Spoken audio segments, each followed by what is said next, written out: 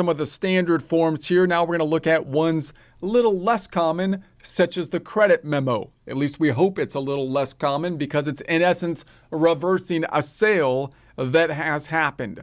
So the credit memo you can think of as typically linked to the invoice. In other words, an invoice has gone out, increase in accounts receivable, the other side go into revenue.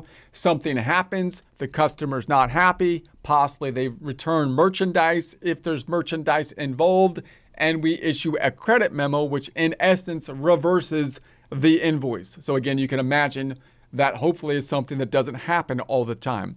Let's see how this happens in terms of a flowchart situation. This is the desktop flowchart. We're using QuickBooks Online, but this is just to show the arrows between the forms for the flowchart.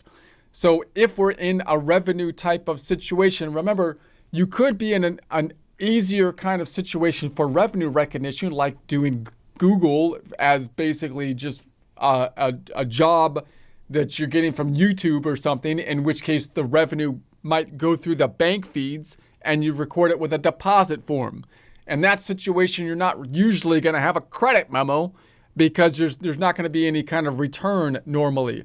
You might be at a cash register situation, in which case you sell something, get paid at that point in time, in which case you might have a return of merchandise, but not necessarily or usually a credit memo situation, because the credit memo is typically reversing the accounts receivable before we get paid. If you already got paid, and meaning they bought the merchandise and then they're returning it, or you're giving them money back for service provided, then you're going to have to give them something back, right? You're going to have to, in essence, write a check or possibly give them some kind of credit to purchase something else within the store. In that case, we're talking about a situation where typically we have invoiced the client, where we have accounts receivable outstanding. They have not yet paid us, and we're going to basically reverse the accounts receivable as though they returned the inventory or something like that before we actually paid them.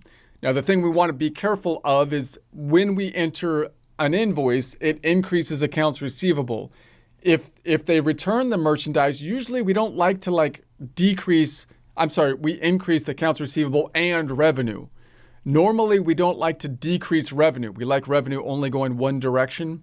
So we might want to change the revenue recognition or the account of the revenue to returns and allowances. You could also have a similar situation with bad debts.